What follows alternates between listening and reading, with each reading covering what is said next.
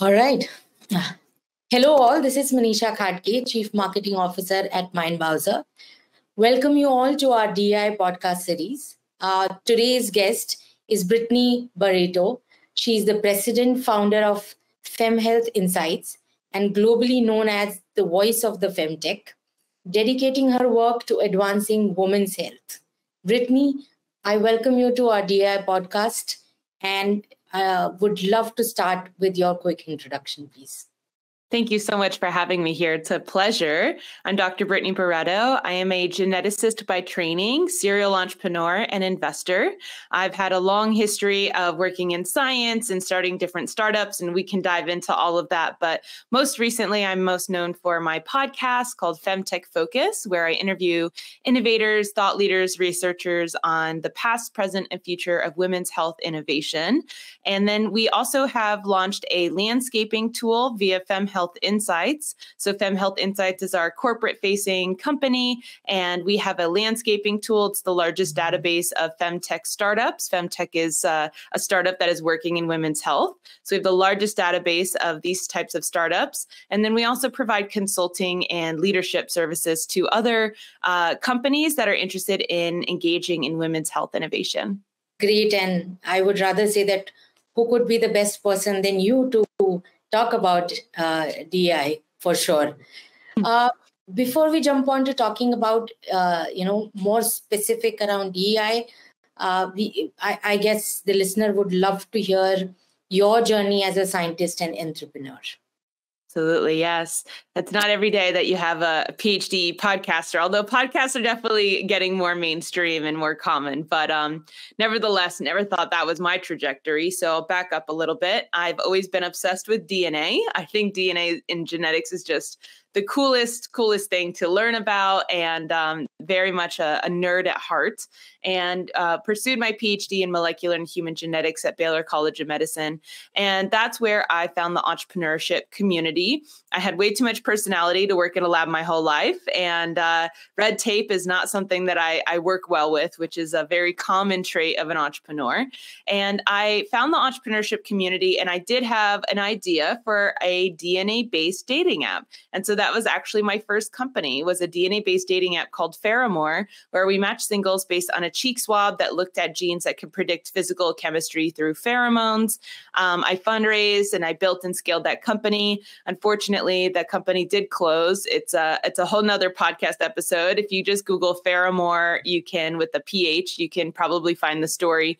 But essentially, Apple changed their policy around who could ask for DNA in the App Store, and dating was prohibited. So we got kicked off the App Store and my company closed. And so if you're listening to this and you're an entrepreneur who either may see the writing on the wall or has just recently closed their company and you are kind of questioning yourself, believe me, the best entrepreneurs have had to close their companies in the past. And so you're actually on track to do well. So I like to always kind of share that part and share that point of my story, because people sometimes will, say, oh, like everyone's so successful all the time. And it's just not the case, So closed that company. And at that point, I was recruited into venture capital. And I learned how investors actually made their decisions on the other side of the table. So I was really good at fundraising as a founder, but I actually didn't quite understand the science or magic, if you will, behind making an investment decision. And I worked for Capital Factory, the largest and most active fund in Texas, and I ran their Houston branch. That's where I came across some women's health companies. So FemTech is an industry that is innovation in women's health and wellness. And this includes things that solely, disproportionately, or differently affect females. And so I'll break that down really quickly. So the solely is probably what you thought of when I said women's health: maternal health, menopause, menstruation, things that only affect the female biology. Then you have things in women's health, though, that are actually affecting both sexes, but they either disproportionately affect females or they differently affect females. So autoimmune disease is a great example. Over 90% of autoimmune patients are female, so very much disproportionately on that sex. And then differently is heart disease as an example. So the way that heart attacks manifest in a female heart is actually quite different than a male heart. And that has to do with the mechanics and the physiology of our hearts based on our sex. And so what happened is that medicine and healthcare and science in general has been based on a male paradigm, assuming that everyone reacts to medication or, gets sick the same way that a 180-pound white male would.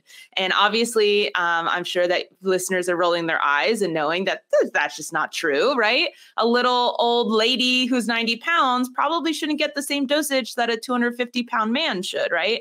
And yet our healthcare system is not taking that into account. And so FemTech is this movement that says sex as a biological variable is critical when innovating in healthcare. And so you may have wondered, well, where the heck has this industry been? Women have always been here. Healthcare has been here, but this is, unfortunately or not, a recent movement. It was founded in about 2016. Ida Tin, the founder of Clue, the period tracking app, she's the first person to use the word FemTech, and it's just really blown up ever since then. And so I became extremely passionate for it. I love it because, number one, it's very science oriented. We're talking about hormones and physiology and psychology. I love it because, number two, it's an activist move. We're fighting for equality in healthcare based on sex and gender. And then lastly, it's $1 trillion industry that you just have to be willing to say the word vulva, and you could potentially become a global leader overnight. And that's essentially what happened with FemTech Focus podcast. I started it in March 2020 when we went into lockdown. What is a good feminist scientist supposed to do in lockdown? She starts a podcast, and mostly did it so that I could learn more because there was such few resources and information online about this industry, FemTech, that I said, well, heck, I'll just interview some people, throw it on Spotify, see what happens. Within a few weeks, had a few thousand listeners, and the rest is history, right? It blew up. And happy to tell you a little bit more about our programs today, but that's my story of how I got into FemTech. Amazing. That's an inspiring story for sure. And DNA dating app sounds extremely interesting. For sure. And you rightly said, people who say that they've always been successful, I don't think so. That's the realistic way to look at things. I think failure rather teach you more than the success. And that's the best learning experience. And everyone goes through that. And that's what makes them the human being they are today. Yes. Great to know your journey. So talking about the diversity, equity, and inclusion, how do you see the intersection of DEI with FemTech, if you could talk a little bit? I mean, sometimes it's almost indistinguishable, right? So we have FemTech as an industry that's focused on the healthcare, and yet the whole thing is based on this DEI principle. So first, I'll reiterate what I said before. The backdrop to science has been male dominated. And so you can look at even the cells we use in basic scientific research, 75% of our cell lines are male only. And so when you're trying to screen for compounds to find cures for certain diseases, if you're only using male cells, maybe that compound you're testing would work if you had 2 X chromosomes. But because your cell line is an XY, it's a negative result. And so maybe it's getting thrown out into the trash. So we start with that basic understanding of science is male dominated. You move into animal models, 95% of animal models are male only. There's 2 studies that actually they gave endometriosis, which affects 1 in 10 women. It's essentially a very painful uterine disorder where the endometrial lining, the tissue that actually comes off every month during menstruation, is outside of the uterus. So it's essentially like internal bleeding. They gave this to male mice, cured it, found a drug that cured it. And as soon as they went to human trials, it failed immediately. And this is a really great case study of when the backdrop to science is male, and then you try to move it into female humans, oftentimes it doesn't compute. It's not the same. And there are really important factors we're not taking into account. Another factor here, and again, this is all the DEI because historically scientists have been male. And so they didn't think that there was that, and not to say that men were like, we don't care about women, but there are inherent biases that we cannot see ourselves until it is identified. And so what we actually see is the rise of FemTech corresponds to the rise of females in STEM. So the more women we have in science, technology, engineering, and medicine, the more female-specific solutions we're creating, which then in retrospect, you're able to say, oh, wow, look at that. When you have diversity in the laboratory, when you have diversity in the clinical trials, whether that be on the patient side, the cell side, the animal model side, or the scientist side, we now start to see things and ask other variables. In 2016 was the first time the NIH mandated that if you have an NIH research grant, you have to consider sex as a biological variable, which is bananas. What that means is that all NIH research between 2016 wasn't required to, if they did testing on males and females, they didn't have to separate that data and analyze it separately. And so what that means is that a lot of times drugs work really, really well for males and only subpar for females. And yet, when you summarize that data, it was statistically significant enough to get approved. And so you have, consequences of this lack of DEI in research, in regulation, in policy. For example, Ambien. Ambien is a pill that helps people sleep. Turns out the female metabolism metabolizes Ambien much slower than the males. And so for 20 years, there was these women getting prescribed Ambien and getting in car accidents the next morning. Finally, somebody said, this is uncanny. This is like, how does this keep happening? All these women who are taking Ambien are getting in car accidents. Well, it turns out they were still sleepy, so sleepy, in fact, that they were getting in car accidents. It is the first and only drug to date that the FDA recalled and then reapproved with sex-specific dosages. I hypothesize that there's many other drugs out there that females are being overdosed with because there are no sex-dependent dosages. So there's the DEI part in terms of our industry and innovation. And then in terms of our the founder side of it and like who's leading this movement, it is predominantly a female-led movement. Over 85% of our founders of these startups are female. I have yet to come across any other industry of which 85% of the founders are female. I don't know, maybe like cosmetics or makeup or like consumer packaged goods maybe, but like really that's only, certainly not in deep healthcare. And so it's really interesting to see this industry being driven predominantly by one sex, one gender. And you can actually see how that manifests and how our industry operates. There's a lot of collaboration. There's a lot of partnership. There's a lot of passion over profits. There's a lot of just passion in general. Most of our founders, I would actually categorize them as patient advocates. They're usually women who had endometriosis and had to wait 8 years for diagnosis, or had cervical cancer and, or felt a lump in their breast, but they were 28. And so their doctors dismissed them, right? And turns out it was cancer. And so these are very, very passionate women who want to help themselves, but more so want to help future women. And so the DEI aspect, just in terms of the demographics of who's leading the movement, is just, we don't have a DEI issue unless you think that we need more white men, then maybe. But it's like a really interesting kind of flip of the script there. We do have negative consequences because of that. We're underfunded and, under-resourced, and I can dive into the consequences of this awesomeness movement. But those are some of the aspects in terms of the history and then the present day of our industry for DEI. Those are great insights. I guess 85% is such an encouraging number for sure. And I guess the women in FemTech are absolutely doing a great job, because the real power is to empower others. And I think that's precisely what, the FemTech women are doing. It's great to know that. So you spoke about, one challenge, which is more around, that you have less resources and funding, but you might have come across many challenges, during your entire journey, specifically around, DEI. So if you could throw some light around those challenges, how it impacted you, and then how you overcame those challenges, I think that will be really a great learning for people who will listen to this podcast. Well, I'll give you one example from my own personal experience. It was pre-FemTech for me. It was at my startup, Faramore.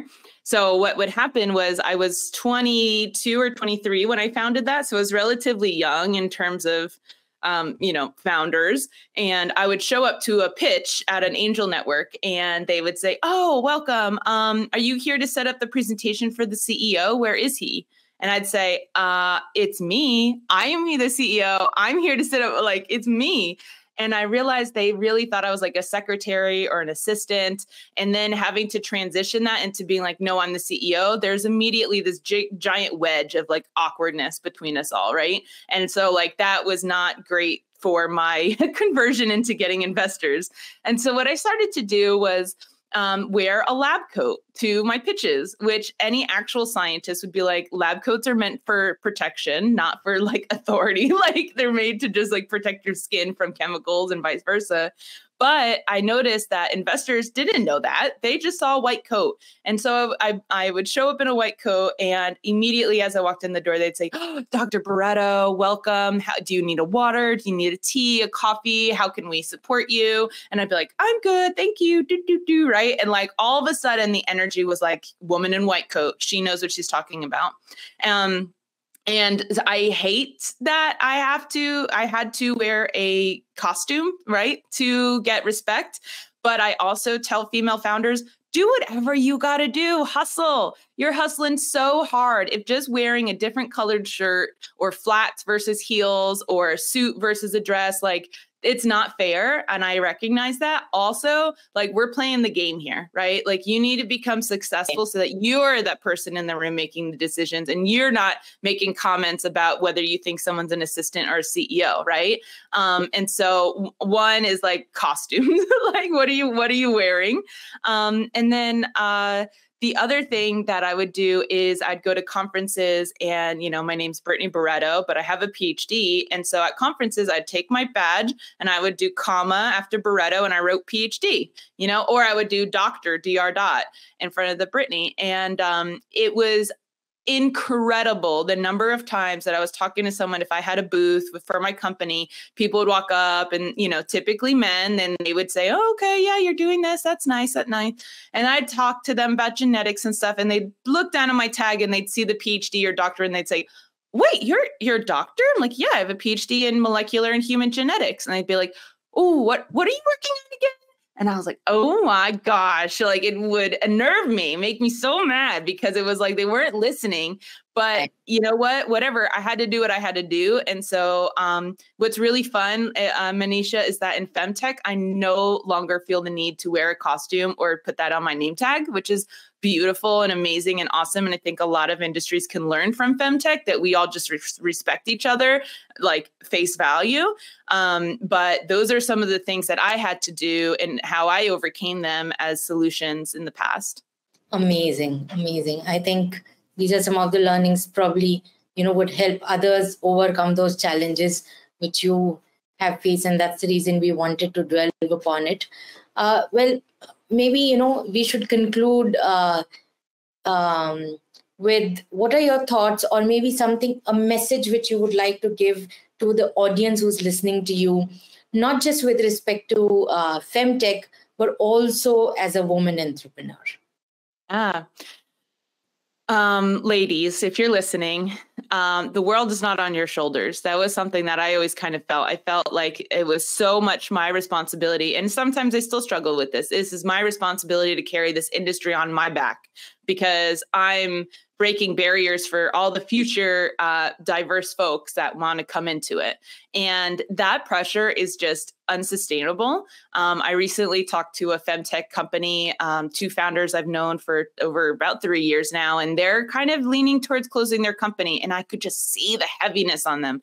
It's not just them closing their company and wondering like, what did we do? But it was almost this weight of we've let them all down, all the women, all the girls, right? All the people who aren't, you know, white and male who want to start a company. We've let them all down. And I had that same feeling when my first company closed. What I'll say is that you are not letting us down, and you do not owe anything to anyone except yourself.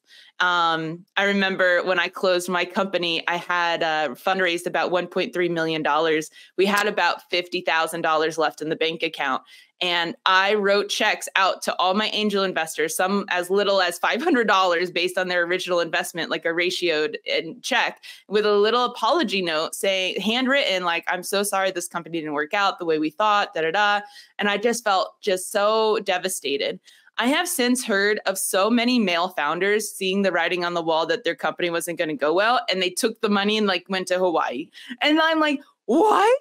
That was an option? I didn't know that was even an option, right? And so I think that is just this like really dramatic example of the pressure that female founders have that, oh my God, like, you know, I'm the one female founder in this investor's portfolio. And if I fail, they may never make that investment again. And like, that is not your responsibility at all. So I just want to invite you to let yourself off of that hook. If it's up in you, like get that hook out, throw it away, because that's not your responsibility. Your responsibility is, though, to give back and to tell your story and to provide insights, and not, you know, you may feel ashamed of it, so therefore you don't want to, but the most courageous and most helpful thing is actually to share your story the way that I do, just talking about it openly here, right? I don't think anyone has thought any less of me throughout this interview. And so I invite you to see your trials and tribulations as a jumping off point. I wouldn't have gotten a job as a venture capitalist after a PhD in genetics if I hadn't had that startup in the middle.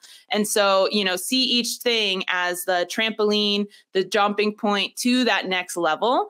And just like, F it, you know, like F it, go out there, try your best. Choose your mental health. It is absolutely a marathon. Every time that I think, oh, well, this is just a sprint, you know, a season of like intense work, I have gone years of, oh, this is just a season of intense work. Take that vacation, go outside, breathe in that fresh air. I've had some of the best business ideas while at a lakeside. It is incredible to see that actually getting out of my inbox is the best thing for my business versus just sitting here for hours on end. So those are just some pieces of advice for people who are underrepresented, because I know we hold ourselves up to such high standards oftentimes. And so, you know, don't go back on your email after dinner. You know, spend that time with yourself, your partner, your kids, your animals, whatever. Like, those emails will be there tomorrow. I used to be someone who'd work all day, take a break, get back online. Well, I'm probably a year and a half, 2 years that I have not been doing that. My business has not slowed, which I thought would be like proportionate to the number of hours I sat on my computer. It's not. It's not, because you know what? I've rested. I digested, I loved myself and others, and I came back refreshed and was able to be more effective. So those are just some of the tips that I always love to share to underrepresented founders that are holding themselves up to higher standards than anybody else even is. Well, those are great thoughts, and your stories absolutely inspiring. Thank you so much for talking to us so candidly. I guess the takeaway for me in particularly I would like to highlight is, after talking to you, it seems like it's okay to fail. It's important that what you do after you fail is what defines you. And your journey, your success is true example of that, Brittany. Thank you so much. It's a great pleasure talking to you. Thank you so much. And if your listeners want to learn more about women's health innovation, please listen to the FemTech Focus podcast, subscribe, rate it, review it, share it with a friend. We have some really great episodes on there. And you don't have to be female to listen. Men listen to it all the time and learn really interesting facts and innovations that are happening in women's health. And if you work for a company that might be interested in working in women's health, please reach out to me, Brittany, at FemHealthInsights.com, or just go to FemHealthInsights.com and send us a note on the contact us form. We'd be happy to work with your business, no matter how big or small, in terms of your women's health strategy. Sounds great, Brittany. Thank you so much. Thank you.